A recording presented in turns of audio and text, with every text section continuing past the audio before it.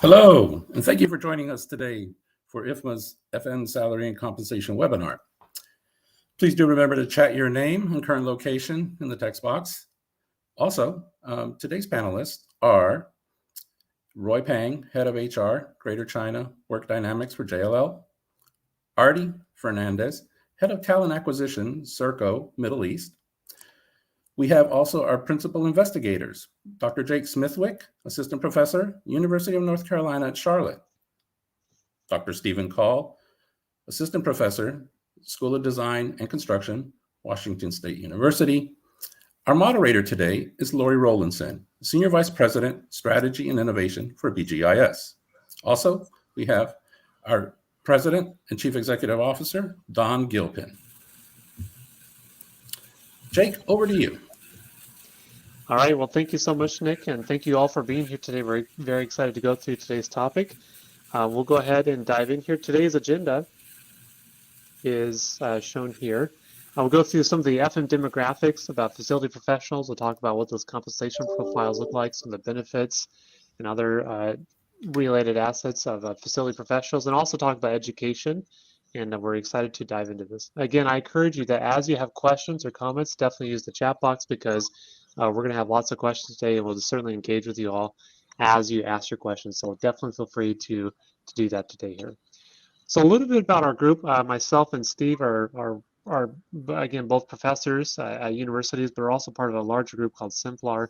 And we do a lot of research in FM, organizational development, project delivery, and benchmarks. And so we do a lot of different work with a lot of different organizations over the years. Some large, some small, public and private, a lot of different projects, and we're excited to be involved with IFMA on this particular effort. So let's go ahead and dive into this today here, FM pay and compensation. So about this report and some of the background with this. In 2010, IFMA published the Facility Management Staff Report, and that was really the last major report that was published in FM about this particular topic. There's a follow-on study in 2011 about profiles, looking at different job functions within FM. But if you think about since 2011 and today, there's been a lot of changes over the years, right? In fact, we think about the last decade, we've had a global economic recession and a smaller one just recently, of course, due to COVID. Various advances like technology, there's labor shortages. Again, that's been something that's been effective since 2011 and also recently as well. And I think also that if we look over the last 10 years, there's a better understanding of facility management as a career or as a job function. And so in light of all these changes here, I think that this report is extremely timely, and that as you all, as facility professionals, there's a lot to gain of understanding what does the job look like, what can I accept in terms of pay and compensation, and what are some of the benefits offered with this particular career. So the way we compiled this report, our methodology for putting this together, is that first we reviewed survey questions from other previous documents that were put together by this. We piloted this survey with a group of subject matter experts, or SMEs, and we sent this in February of this year to more than 12,000 IFMA members. We had about 3,500 responses received by April of this year, which represents about a 30% response rate. Now, folks, I just want to take a quick sidebar conversation, talk about the statistics behind this, that the fact that we have such a large response rate is extremely exciting. We're very, very excited to see that because we have a very high level of confidence in the overall quality of data that's presented in the report, and that as you go through it, we know that it's pretty representative of what might be out there. So we're very thankful, and again, thank all the IFMA members who did participate in the survey to provide your information, because we can help to advance and support our career. Compensation, again, everything that I'm going to present today, for the most part, presented in US dollars. The only reason that we're doing that is for convention. Obviously, you can take the values, convert them to your own local currencies. I'd use the exchange rates from April of this year, but just be in mind, again, the only reason why we present the currencies is for the sake of ease, because we have lots of different diverse locations on the call today here. Some other data too about how, when we go through and present some of the information here, is data is only presented on for salary and hourly compensation. Contracts and commissions were not really considered because they have a large sample of those types of folks. So it's only salaried level and hourly level folks are included in the survey for today's discussions. The other thing here too is that when we talk about FM job levels, there's really 5 main levels that we look at. Your level 1s are basically your new entry folks that just got into the field. They don't manage employees. Whereas your level 5 folks are the senior executives that have been around for years and manage lots of people, projects, the facility with a very high level of responsibility. The reason why these levels are relevant to us is because as we present different compensation profiles, there will be, of course, differences in the pay, and that's reflective of the different responsibilities that these respondents have. The last thing I'll say about statistics here today is that we primarily use the mean, or what's called the average, just because that's kind of the overall best measure we found. Occasionally we do use the median, which is basically where you take a list of numbers, you pick the middle point, and that's the data we present here. So again, the report talks about all this, but I just want to be clear and upfront about how we looked at this. Okay, so with that said here, let's go through some of the profiles here and talk about some of the demographics, the respondents that are involved on this particular survey. So again, this is a global webinar today. We focus on non-North American respondents here, but if you look at the overall sample across all 3,500 respondents, it's about 70% of them were based out of North America. And of that, of course, was about United States was most of that North American contingent, with Canada and Mexico also included with that. So today here, though, we're going to be focusing primarily on the non-North America respondents, which is this group over here, as we go through and talk about this. Now, overall, here's how the data kind of looks like. The first thing is that we have very high levels of employment, which could be a survey bias, meaning that when we surveyed IFMA members, by definition, the fact that they have a membership means they're also probably employed.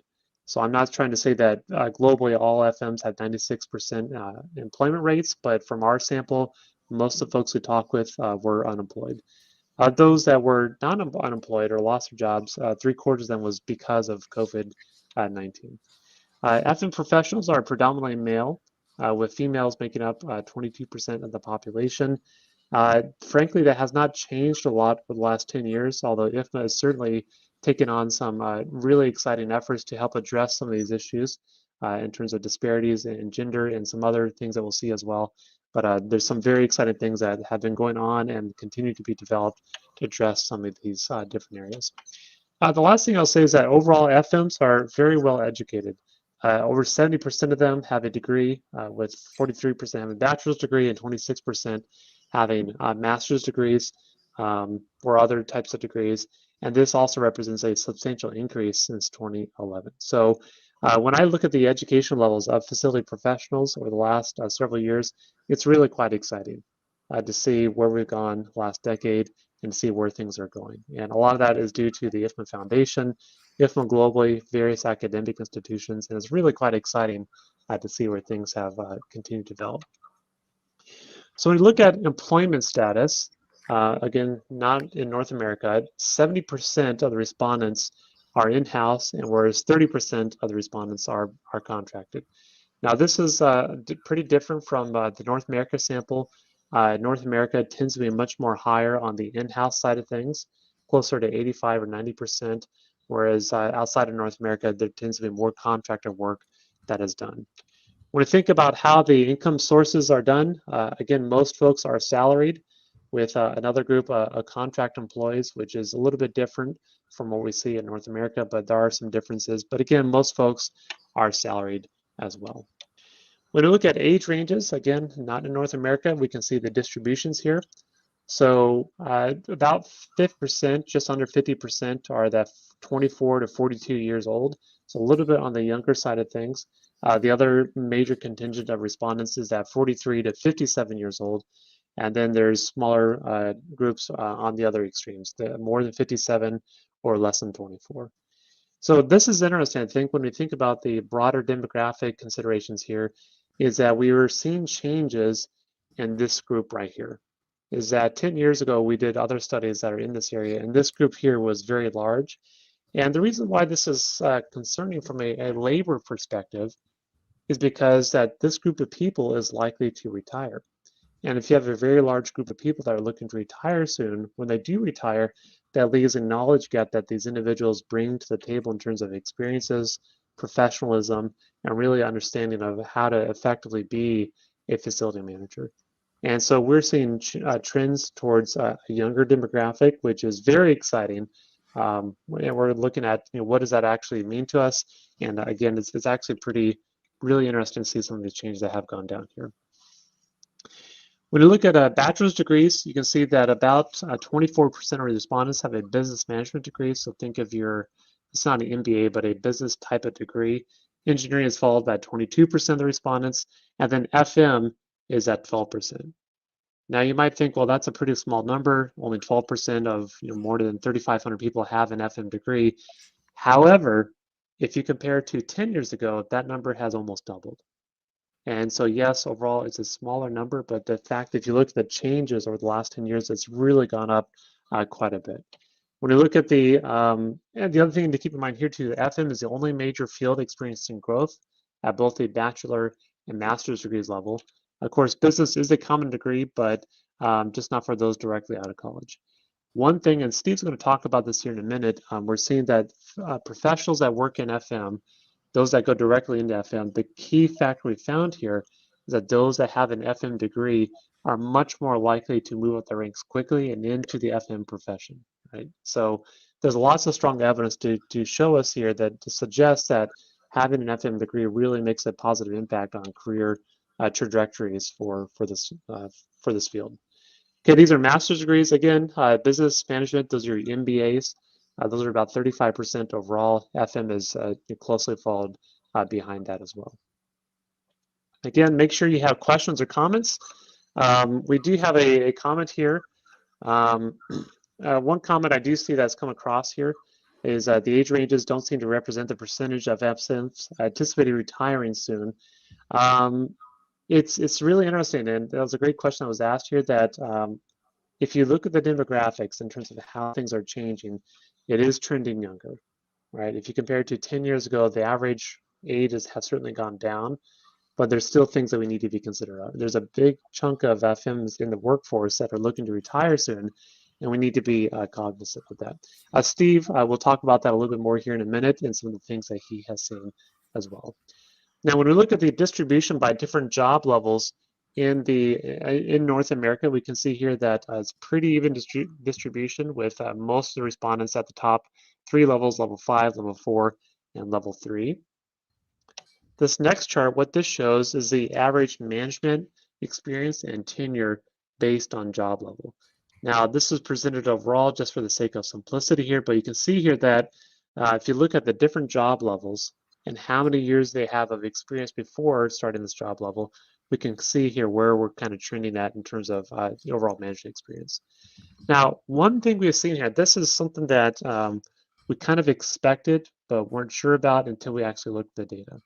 We found that younger respondents, which we defined as those born after 1978, had an average of 5 years of tenure at their employer. Whereas older respondents, in other words, those born before 1978, had an average of 8 years of tenure at their current position. So what this tells us here is that younger and lower level facility professionals may need to change employers more frequently for career growth opportunities. And there's a lot of implications that maybe our panel can talk about that a little bit here, but what we're seeing is that younger folks maybe potentially need to move jobs more often to help gain some of these salary and compensation perks by changing employers, right? Management responsibilities. So this is based on the job level of the respondent. So level 1 to level 5, how many staff they manage, both direct and indirects.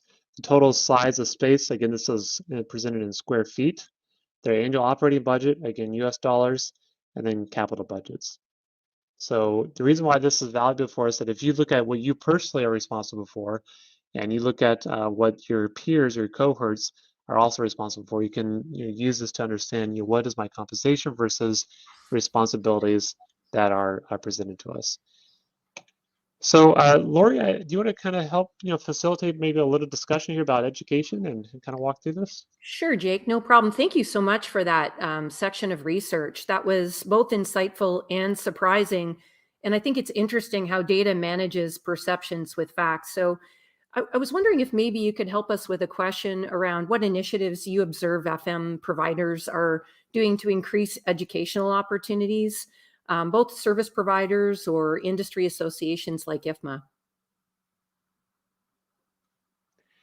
Yeah, absolutely. I think, well, I'll kind of turn over to our panel here to kind of walk through this, but I know at the university level, there's lots of new degrees, there's online programs, there's in-person courses in terms of getting students here, those different FM perspectives. But I'd love to hear from Roy or Artie in terms of your experiences. What have you seen to help provide some of those educational experiences for the workforce?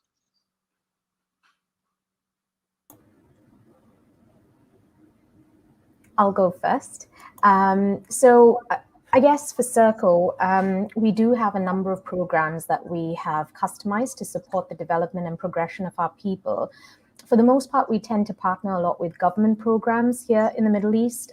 So for example, Tamir, which comes under the HRDF and KSA, and the NAFIS program under MORI in the UAE, just to mention a few. And these are linked to one of our key objectives here, which is to facilitate the transfer of knowledge from our expat workforce to our nationals to support their development into future leadership roles. But in addition to that, we also have development programs for our high potentials. This year, we tied up with an internationally accredited business school to help provide management training courses for our staff to, again, support career development and progression. We have other programs for entry-level applicants, like our graduate program and our internship programs. And this is where we offer more experiential learning for new entry candidates into the market. And then I think on a final note, there's succession planning, where we work on personal development and support our staff through more formal certifications where required. Now, this could be in the form of ILM type courses, which are more soft skills targeted, or the NVQs that are more technical to bridge those gaps to support succession planning. Well, thanks so much, Artie. Would any of the other panelists like to address the question around how you see the FM profession increasing educational opportunities? It's an important topic, right? Because everything is changing so quickly. How are we staying on top of that, and how are we fostering education of our FMs? Just be interesting to hear you share your experience. Any of the other panelists?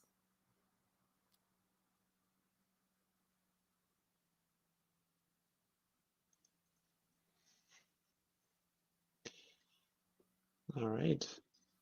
Well, with that in mind, Lori, maybe at the end of the webinar today, we do have some additional discussion about the education side of things.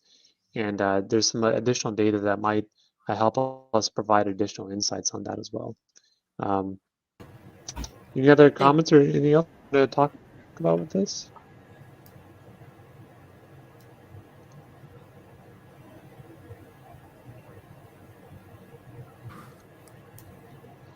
Okay, let's go ahead and keep going here. I don't know if I'm disconnecting a little bit, but yeah, at this point in time, we're pretty excited to now get to some of the meat of the presentation, what we're kind of really interested in. At this point in time, Steve, if you want to go ahead and jump in here about what do the composition profiles look like, and what are some of the key things we need to think about from that perspective. So that, that in mind, Steve, go ahead and take it away. Yeah, thank you very much, Jake. I appreciate it. And yes, the meat of this report is specifics around compensation. What should a facility manager expect in relation to pay based on job type of function, based on location. So we're going to talk about some of these.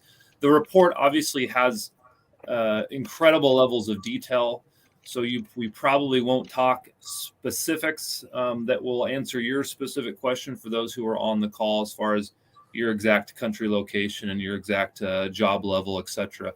But we'll talk about some general things, and definitely looking at that report for specifics will be important. But overall, average base pay for an FM professional is just under $100,000 a year. Now that has been a a base pay increase of about 90% over the past decade.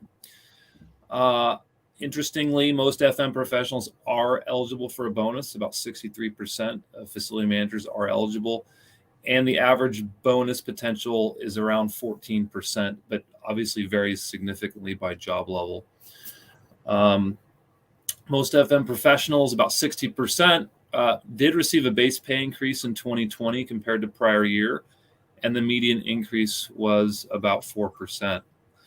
And then there is mixed sentiment regarding future pay increases, of about 68% of respondents believing they will receive a pay increase in 2021. This information is important because when you're looking at, how does my pay look compared to peers, et cetera, understanding what that average looks like, I think, is helpful as number one, negotiating as an individual, but also as an organization to make sure that that organizations are competitive in the way they pay and the type of increases and bonuses, et cetera. Hit that next slide there, Jake. Thank Absolutely. you. So base salary by global region. So this is the average salary, mixing in all of the job levels and functions, purely looking at average salary by regions. So you can obviously tell there's a pretty significant average pay differential between locations. This is a major driving factor as far as differences in pay.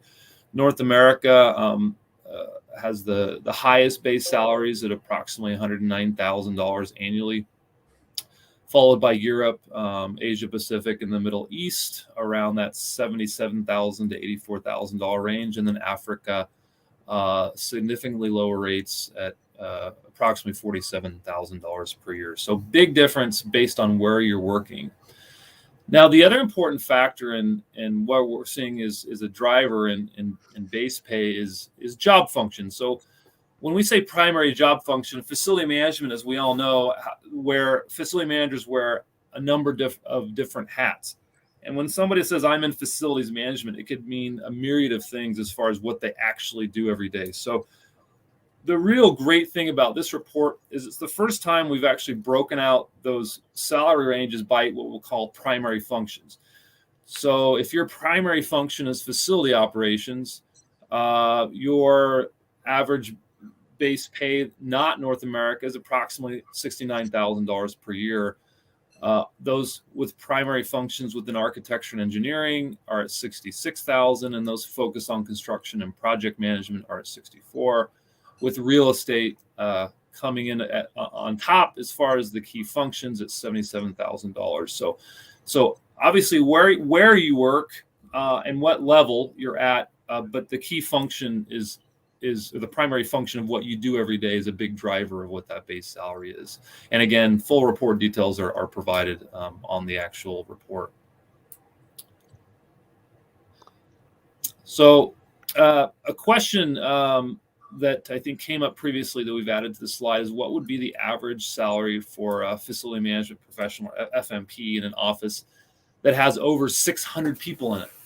And so looking at the report, we can get specific. And so the answer to this is $151,000 per year for someone in North America with an FMP that manages over 100 employees. So this is the real beauty of this report, is it can really get detailed to address individual specific questions about, hey, what should my salary look like?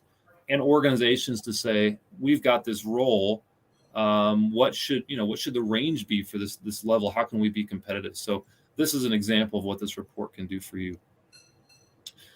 Another question that came up previously is, what is the average salary for a facility manager in China? And the answer to that is about $540,000 a yen, which again, this report can provide if you have specific questions about location, job levels, etc. So bonus eligibility for those internationally, about 65% of facility management professionals are bonus eligible. Obviously 35% receive no bonus. This is, again, important as compensation structures are developed by organizations to be competitive. And again, the job, the report will provide specifics within job level. And then the question has come up is what are the primary criteria for what those bonuses are based off of? It's a mix of company performance, department performance, and individual performance. With individual and company performance, the primary drivers of what is the criteria for those bonus payments, and then department performance at about 35% of respondents noted that was part of their bonus structure.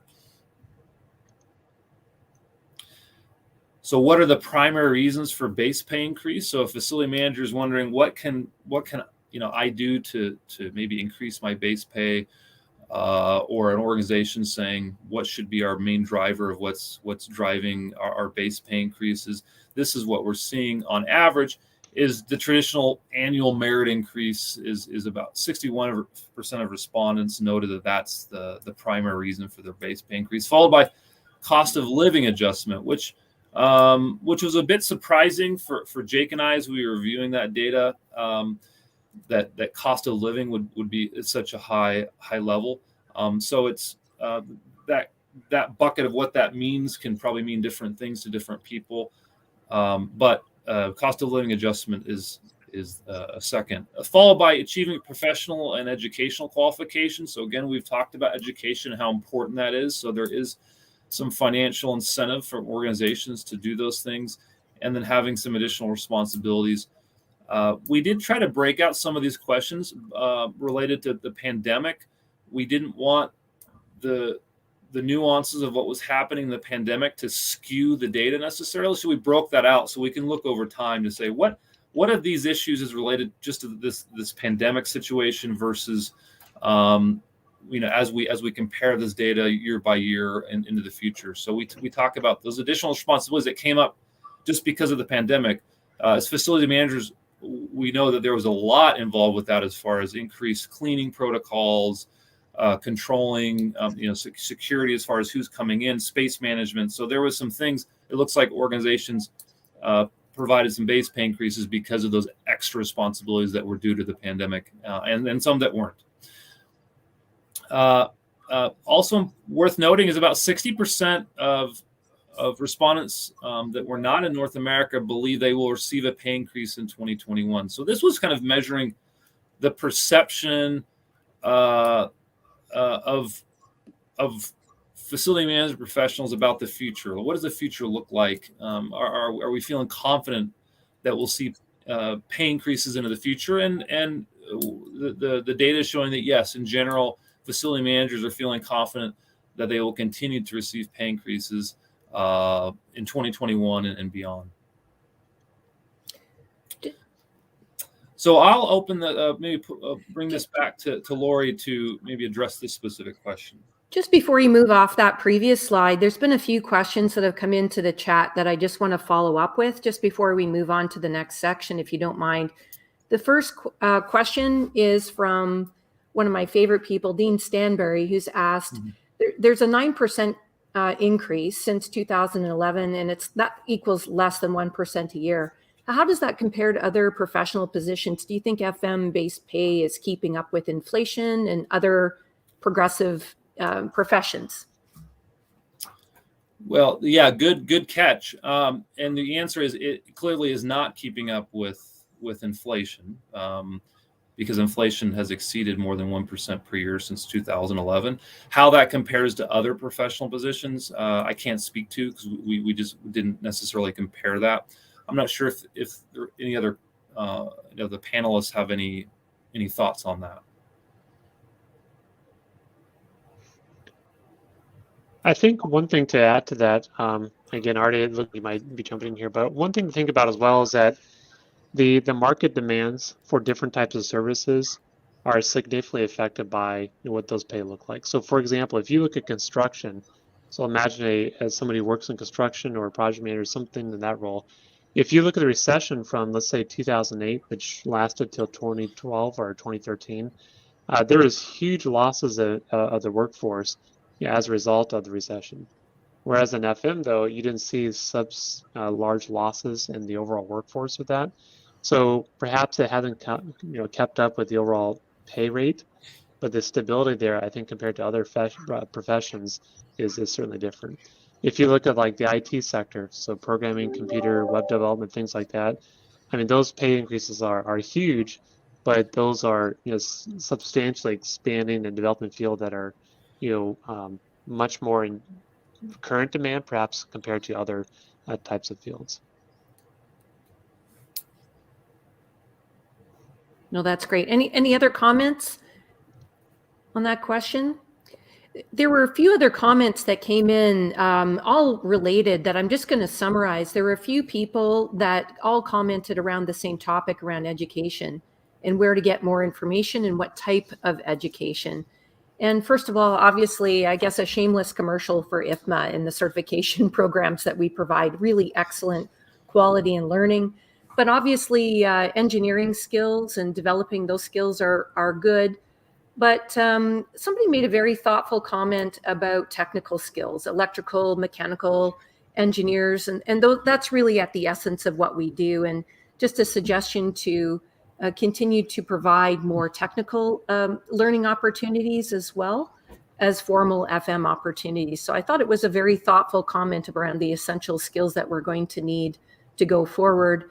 And it looks like there's continued interest in more information related to onboarding and course content related to the delivery, like the real, I'll call it the pragmatic playbook related to real estate management. So I thought those were all very thoughtful comments that I'm sure will inform the IFMA learning curriculum going forward. Okay, we're going to go to the next slide and move into the next category of discussion for our panelists. If you could just move to the next slide.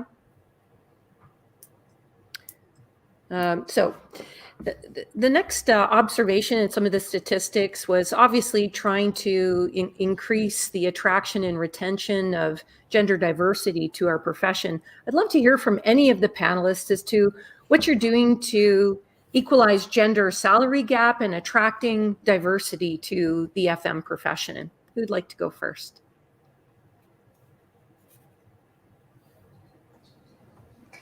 So I can speak from a Middle East perspective. I guess compared to other regions globally, and I'll speak specifically for Circle Middle East, we have quite a structured compensation program, which is graded as per our Hay grading system. So we have a banding, and typically there's very little movement within the band. So you get paid what the job pays. However, I know that that's not the same elsewhere. There's definitely an imbalance, might not be on the salary front, but an imbalance in the representation of women within the profession. Now, typically, Middle East has been quite traditional in that it has been a male-driven profession, but we see that changing. This year alone, in our graduate program, 80% of our internship applicants were female engineers, which is amazing. It's a huge change to what we've seen previously. So I definitely think we are taking that step. We're taking a step in in a positive direction on that front. I think, referring back to some of the educational opportunity questions that have come up, I don't believe that they were not there as much as maybe not availed by women as much as they were by men. And I think that's opening up a little bit more. At least we can see a lot more women getting into that profession, or wanting to, or at least studying in those streams to be able to then get into those professions. Oh, that's excellent, Artie. And thank you so much. It's such an interesting perspective that you have. Anyone else on the panel would like to address the question around efforts that we're doing to equalize gender, attract and retain gender diversity, as well as equalize the salary gap?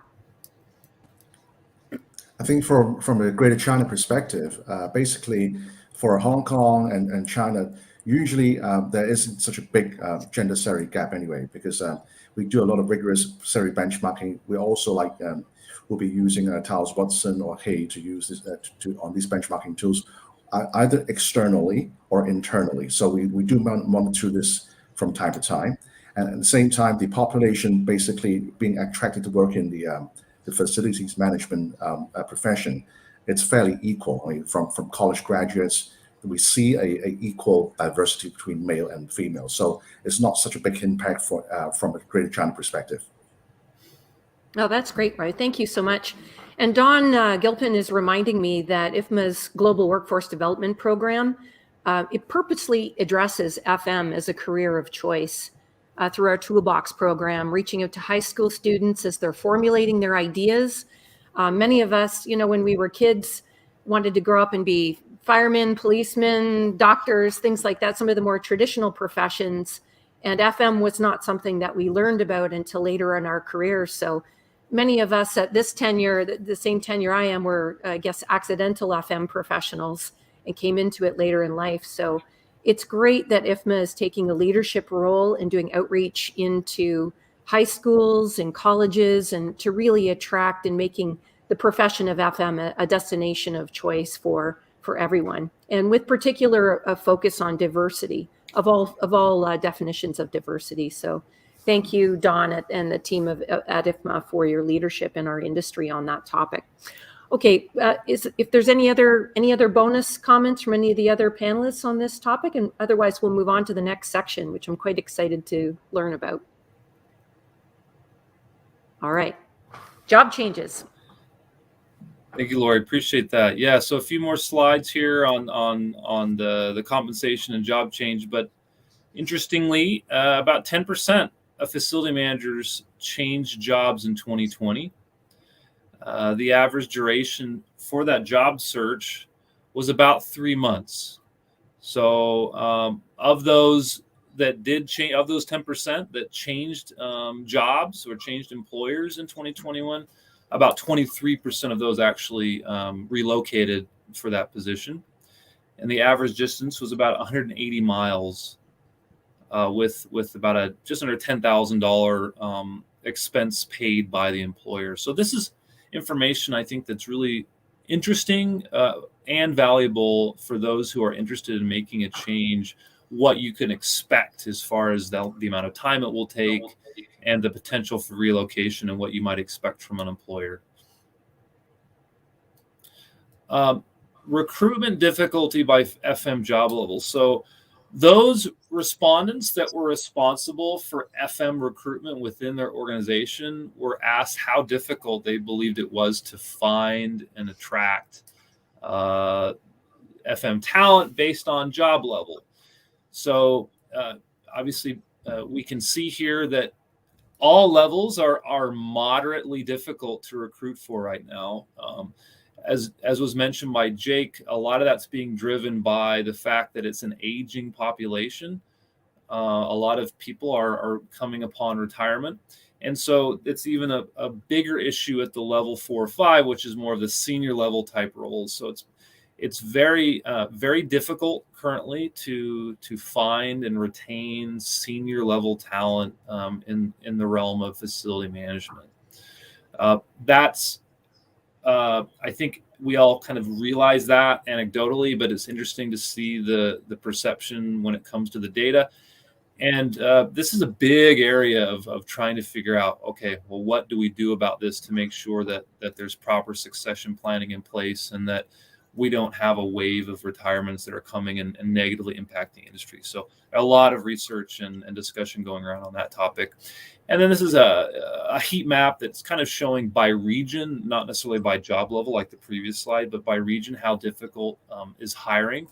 And you can see there's very little green on the map. It's a lot of orange and red, meaning overall it's regardless of job level, it's an industry that is needing new talent, where there's a demand for as the profession matures and the expectations grow on what a role in facility management is, it's becoming more and more difficult to find those skilled labor.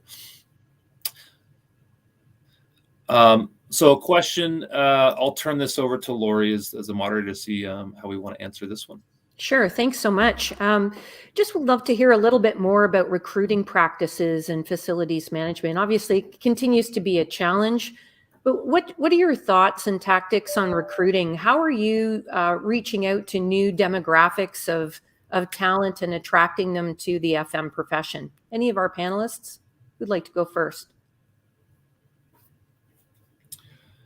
Lori, I'll start as far as what the research is showing in this area. So interestingly, the age since the 2010 report, the facility management average age has been dropping. So the good news is it's becoming younger. So the efforts of IFMA, for example, in pushing for education of facility management, education about this the opportunities in facility management as far as employment situation is working. Relatively speaking, however, it's still a challenging environment, but there has been successes in that area. So that's the good news. So I just wanted to bring up that I think the efforts that have been ongoing are working, and it's just a matter of continuing and accelerating some of those things. Would you agree with that internationally? Like looking at an international perspective, Roy or Artie, do you have any other perspectives to share on how you're attracting and recruiting in the FM profession? I think just in contrast to what Jake just said, Steve, sorry, what Steve just said. I feel like the FM, the age range in the FM industry, at least for the Middle East, has been a bit younger, and I guess that's because of the access we have. It is quite a global, multicultural market that we have here. We tend to have a lot of entry level people wanting to come and start up their careers here. So we've not really had, I guess, a similar kind of an experience with a workforce that's reaching the maturity levels that I guess we're seeing in the West. But what we have seen are challenges post-COVID around the number of relevant applications that we've been receiving. So it's definitely gone down in terms of the quality of applicants, just because of shortages of available talent within the market. We've seen this in the form of reduced applications, in the form of delayed notice periods, because people are trying to protect their operations and not releasing people as per the standard contract terms. We've definitely seen a huge increase in candidate rejections post offer, which is quite unusual. And for us, a statistic this year for Serco has been about 13%, which is almost double what we've seen maybe pre-COVID. And I think this is, again, an indication of, I guess, shortages that we're facing in our current market. And there's other contributing factors there. It's because of borders being closed, not as much of a mobile workforce as we're used to in the Middle East, but things are changing there. So some of the things that we've started to do over the last year, just to kind of mitigate and look at the 3 to 5 year plan down the line, is definitely putting more focus into talent pooling. Initiatives, employing technology to support these initiatives. As we mentioned earlier, diversity and inclusion is huge on our agenda, and we want to start to remove that unconscious bias from the recruiting processes. So having technology to support us to do that. We'll obviously, I mentioned succession planning earlier, trying to retain that knowledge that we've built up over the last couple of years by providing those development opportunities. This year alone, we've had 28% of our vacancies within Serco filled by internals. So this is a great statistic of our commitment to developing and growing people's careers within Serco. I guess lastly on that point is the Serco Flex program, which is in keeping with what people want to see. People want more flexible work options. It might not be possible in every scenario, especially in facilities management, but providing them with more choices around flexible working has definitely improved that EVP and attraction strategy for us. That's great, Artie. Just a quick follow-up comment. I thought that was an excellent answer. And you've just reminded us that a lot of the great crossovers in the FM profession come from the technology world, right? Like, so many of our buildings are getting more complex and sophisticated, becoming critical environments in themselves because of smart buildings and so forth. So we've been very successful with some technology talent as a crossover, as well as crossover from the hospitality industry. So and then, of course, all of the efforts that you mentioned really nurture that talent and enrich and reskill them as you continue to evolve in their career. So that was excellent. Roy, do you have any other comments on recruiting strategies and retention? Well, basically these days, in Greater China, I think a lot of people are looking into talents that has data analytics skill sets. I think and especially if they have the ability to write applications on mobile phones or short applications, and also making sure that they have the ability to analyze data from dashboards, because prop tech is actually a very hot thing these days. And so what they usually do is if we're able to recruit talents that have this kind of skill sets, whether they are usually from the younger generations, and those people will take priorities for us to make offer to them. That's great. Thank you so much. There's just a comment in the chat from Raul Menon.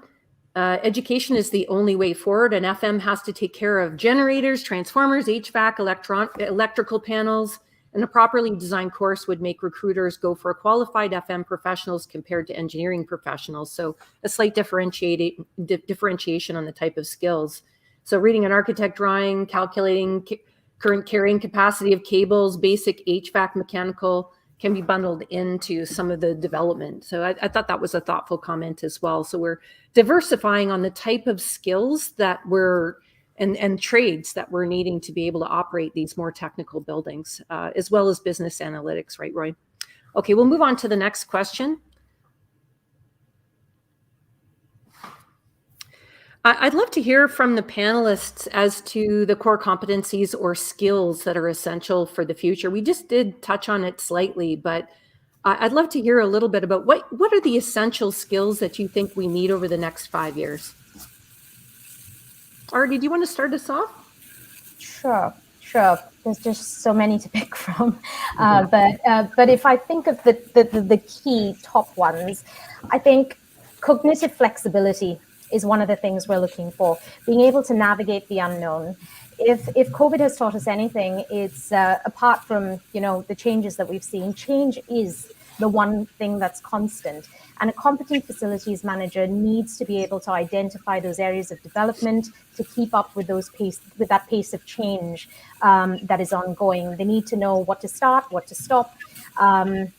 They also need to be a bit of an adequate risk taker to be able to play to the strengths of their team, and switch gears when they need. The second competency for me would be, and I've heard this said, a frugal mindset, right? So this kind of stems from a creative mindset. It's about doing more with less. And I don't mean cost saving, because yes, we're always trying to save costs, but it's about innovation, right?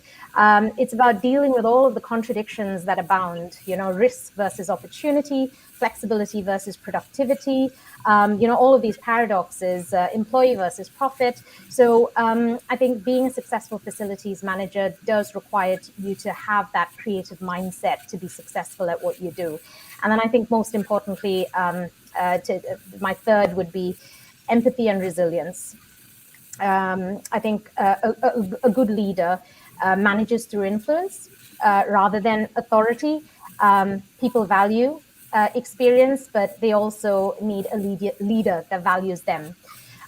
So a strong facilities manager is more of a coach and a mentor to their team. So those for me would be the top three. Artie, I just love your answer. And I just want to underline something that you said. If you listened to what she said, the three things she talked about were problem solving, creativity and innovation, and empathy and resilience, and to be able to coach and develop leadership skills. These are all things that are not normally profiled in an FM. We tend to look at electrical and some of the technical trades, which are important. But as our profession becomes more sophisticated, complicated, and change is just only going to speed up, a lot of those skills we're starting to see organizations interview for those skills, because the technical knowledge today might not be relevant 10 years from now. So your ability to problem solve and reskill is essential to the longevity in our careers. So I think we have to stop calling them soft skills. We should change it to essential skills. which are really important in companionship with some of the technical skills. So great answer, Artie. Thank you so much for that. Roy, do you have any other comments related to what you think are essential skills in the next 5 years in the FM profession, core competencies or recommended competencies? People are thinking about what to reskill and develop in their career. Yeah, what I would think it's a couple of things. First of all, it's as you said before, analytical thinking and innovation is very important. I mean, in JLL, we have courses every year for all levels of staff, which surrounding the topic of human-centered design. We feel that this is so important in terms of making sure that people think innovatively and from a people-centric perspective. And secondly, I would say in terms of social influencing skills is also important because as we go into the younger generations going into senior positions, I think they're getting more intact in terms of interacting from a social way, and how do you actually through social media or your peers through social platforms to influence people differently.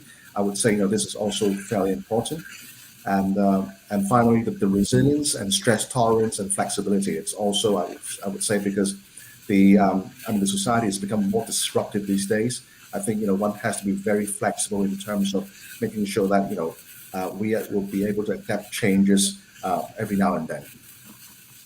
Yeah, also, I really love what you said as well, Roy. Just again, other dimensions of essential skills that we'll need to be able to weather change and the storm. And those of you that are listening today that are earlier in your career, I really want you to hear the advice that Artie and Roy are sharing, because it's going to be essential to your career resilience as you go forward. Your ability to reskill and learn and problem solve is really important going forward.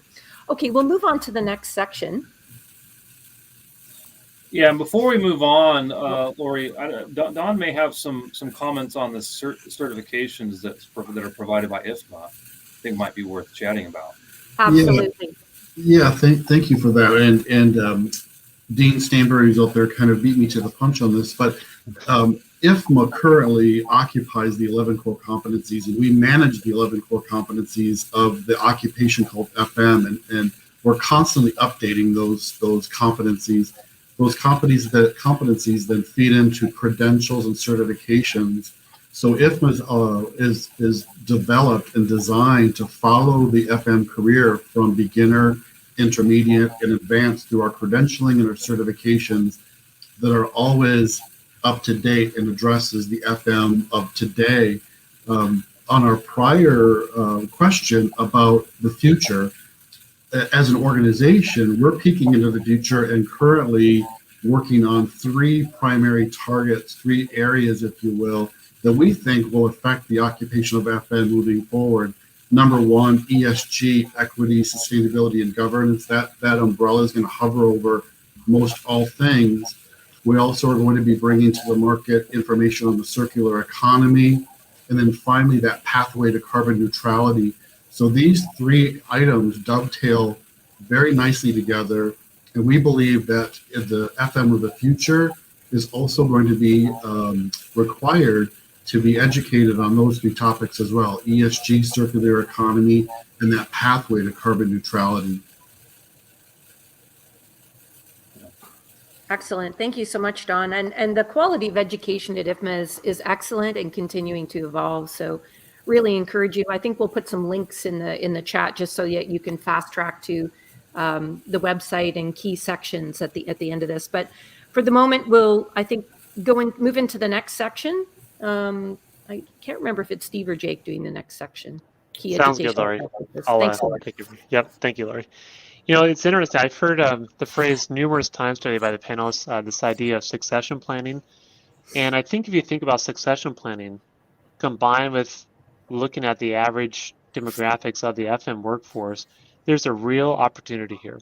And one reason I say that is that as part of this salary survey that we did, we had one little question there. We asked respondents, what's your interest level in succession planning tools that are specific to FM?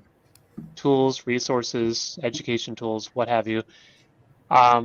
90% of the people responded expressed extreme interest in succession planning. Right. So when you do research, you don't normally see such extreme responses from a group of people. I mean, we have thousands of people that are interested in this. And I think the reason why this is so relevant is because as you have younger people coming into facilities, and the fact that people are retiring, there's a huge gap here of, what do we need to do to continue being successful? IFMA is launching a pilot study in succession planning that's specific to FM. And so just to keep everybody's aware of this, this is coming. We've got some really good things set up here, and we're excited to also move that forward here. I think this ties in nicely to kind of the last part of our discussion here today, is what does education actually look like for the facility professional? I know that, I think Lori mentioned it earlier, the accidental profession, right? Is that if you talk to a lot of FMs, you ask them, how did you get in this field? They started in one area, and before you know it, they were asked to be that facility manager. And I think that is certainly changing, but a lot of us today have gotten into that field because that's just, we happen to end up there, right? So when you think about the unmet needs of facility organizations, we did some studies to look at this specifically at the educational needs for facility managers. And here's what we found out. The first thing is that 94% of organizations we talk with agree that FM training is needed, right? Most facility organizations say that yes, getting our FMs trained is really important. However, 30% of them said that they have some sort of internal FM training. So we have a situation where everybody says we need to do it, and yet nobody says they internally have tools to do that. I think that many of the IFMA resources are great tools to help fill that gap, because a lot of people agree that this is important, but a lot of people don't have access to some of those internally, right? Another question here too is, well, why does investing in our employees actually make a difference from an educational standpoint? So we did some additional studies here. We did a study of over 7,000 FMs, 6,000 companies, and we asked them, what are the values of credentials, specifically FM IFMA credentials, to you individually as an employee, and to the value of the company overall, right? What's it mean to the person? What's it mean to the individual? At the individual, here's what we found out, right? And this is absolutely incredible.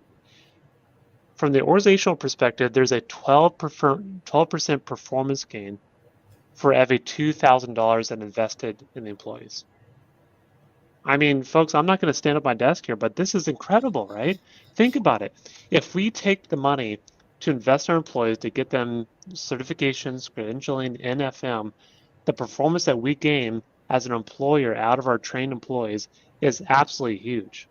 I mean, if we could have our favorite football team or whoever get 12% better, I mean, that's a huge return on investment when you think about that, right? Let's think about this on the individual level. What do you gain from yourself individually out of having been certified or having a credential? Well, we found, again, on the same study, which looked at thousands of people here that are in FM, a 15-to-1 return on investment. In other words, for every dollar that spends to get their own training, they get a $15 return on their base salaries. I mean, folks, I don't gamble or bet, but if I did, this is a huge odds, right? Right? This is huge. I mean, think about that. If we take the time and effort to get ourselves trained and certified and to learn more about a profession, the benefits tell us, the data tells us that we see those benefits in terms of what our salaries look like, right? So in summary, here's some things to think about. Some other reasons that there is potential gains in terms of salary levels. There's lots of benefits from that. The professional goals, be better situated for promotions. There's lots of benefits to keep in mind here as we look at this, right? So last slide here to kind of wrap things up here is that training education is not one size fits all. You want to look for a program that helps you provide tools that are specific to your day-to-day work here and helps you improve, right? There's lots of tools out there. Make sure you select one that's best for you, right? So in summary, folks, we really appreciate your time. If you want a copy of the slides today, certainly reach out to IFMA. You can also drop me or Steve an email. Steve, I forgot to put your email in here, but drop us an email. And with that point in time, Lori, I will turn the time back over to you. Great. Thanks so much, everyone. Great presentation. And I always love it when there's facts that really substantiate it and help manage our perception with data. I think at this point, Ashley, we open it up to the floor to ask any further questions. Is that right?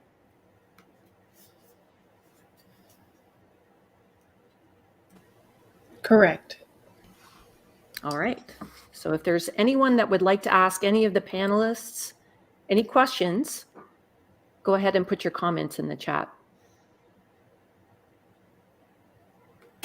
Meanwhile, just while we're waiting for questions to load, you'll notice that in the ticker tape at the bottom, we have a hashtag for today's event to continue the conversation, hashtag FM salary. So let's continue the conversation and exchange thoughts and ideas and great resources. So if you'd like to post that on social media, please use the hashtag FM salary. All right. So the first question has come in.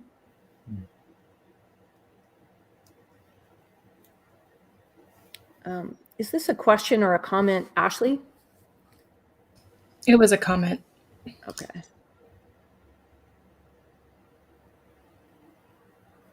Okay, any other questions?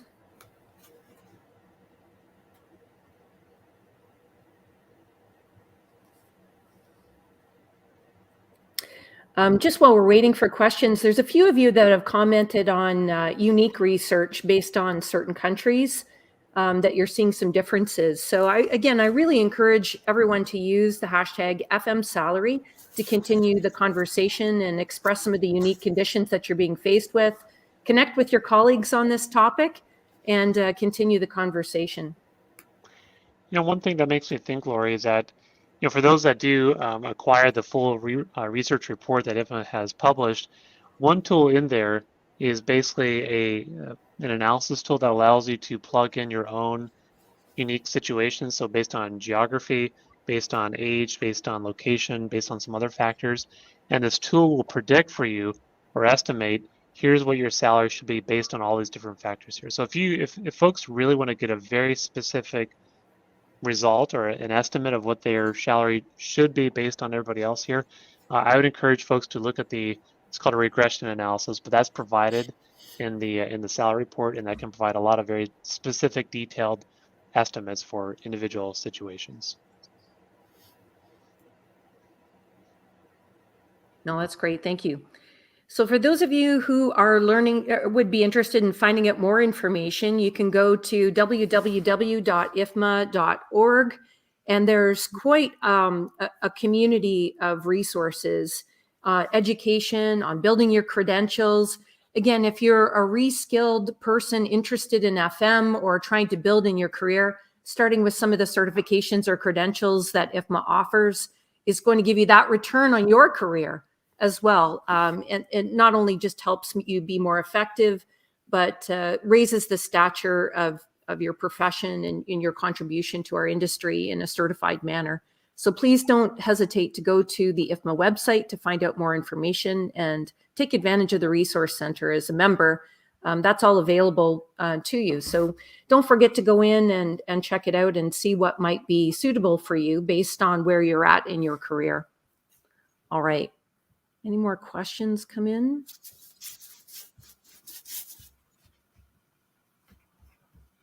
Yeah, Nick is reminding us that the IFMA Foundation is a directory of FM university programs as well. So we do a lot with university and colleges as in liaison with them, as well as through IFMA themselves. All right.